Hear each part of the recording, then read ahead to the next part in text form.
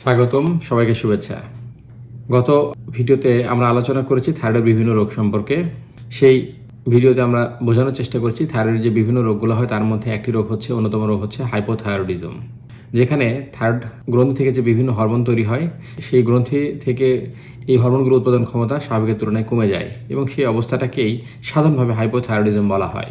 আজকের আলোচনায় আমরা জানার চেষ্টা করব হাইপোথাইরয়েডিজমের চিকিৎসা কী দিয়ে করা হয় এবং কদিনই বা করা হয়। আসুন আমরা জানার চেষ্টা করি। হাইপোথাইরয়েডিজমের চিকিৎসা করা হয় সাধারণত যে ওষুধটা দিয়ে সেটা হচ্ছে লেভোথাইরক্সিন। এছাড়াও ট্রাইআয়োডোথাইরোনিন দিয়েও কখনো কখনো চিকিৎসা করা হয়। লেভোথাইরক্সিন বাজারে বিভিন্ন নামে পাওয়া যায়, যেমন থাইরক্স, থাইরোনর, থাইরিন, সিনরয়েড এবং আরও অন্যান্য নামে পাওয়া যেতে পারে।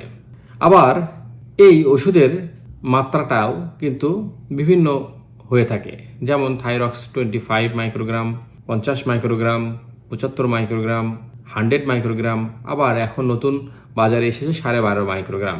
এই মাত্রা বিভিন্ন হওয়ার কারণ বিভিন্ন রোগীদের ক্ষেত্রে এই ডোজের তারতম্য হয়। একই ডোজে সবাই কিন্তু লাগে না এবং এই ডোজটা নির্ভরশীল বিভিন্ন বিষয়ের উপরে, যেমন রোগীর ওজন, রোগীর বয়স, রোগীর গর্ভাবস্থা এবং আরও বেশ কিছু বিষয়ের উপর নির্ভরশীল।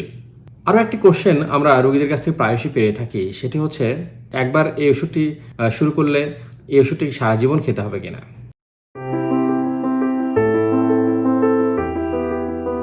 হ্যাঁ, অধিকাংশ ক্ষেত্রেই এই ওষুধটি সারা জীবন খেতে হয় এবং কিছু ব্যতিক্রম ছাড়া, যেমন যদি থাইরয়েডাইটিস হয়ে থাকে বা ট্রানজিয়েন্ট কোনো কারণ হয়ে থাকে, অল্প সময়ের জন্য থাইরক্সিন লাগতে পারে, এর পরবর্তীতে আবার ওষুধটা বন্ধ করা যেতে পারে। যদি গর্ভাবস্থায় অল্প পরিমাণে এই ওষুধটার প্রয়োজন হতে পারে, পরবর্তীতে নাও লাগতে পারে। বিশেষ করে হরমোন রোগ বিশেষজ্ঞ চিকিৎসক কিছু টেস্টের মাধ্যমে তা বুঝতে পারেন।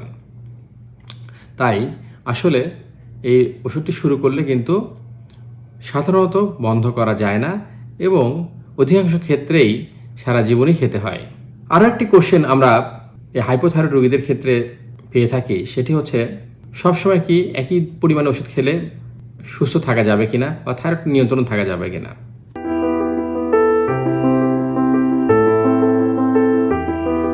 উত্তর হচ্ছে হতে পারে, নাও হতে পারে। বিভিন্ন সময়ে এই ওষুধের পরিমাণ শরীরের চাহিদা অনুযায়ী কম বেশি হতে পারে। থাইরয়েডের বেশিরভাগ ক্ষেত্রেই ওষুধের পরিমাণটি বিভিন্ন সময়ে তারতম্য দেখা যায়, কখনো কম লাগে, কখনো বেশি লাগে। এটি বিভিন্ন বিষয়ের উপর নির্ভরশীল, যেমন রোগীর ওজন অথবা গর্ভাবস্থা, ল্যাকটেশন, এছাড়াও আরও কিছু বিষয়ের উপরে ওষুধের মাত্রাটা কিন্তু চেঞ্জ হতে পারে। তাই সবসময় একই পরিমাণে ওষুধটি না খেয়ে ডাক্তারের পরামর্শক্রমে হরমোন টেস্ট করে ওষুধের মাত্রাটা চেঞ্জ করা দরকার।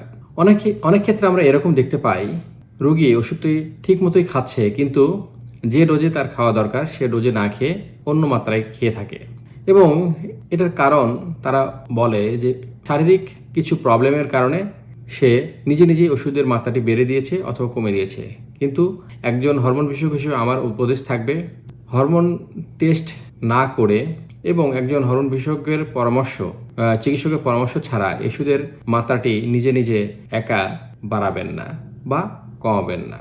দরকার লাগলে দ্রুত একজন হরমোন বিশেষজ্ঞের পরামর্শ নিন।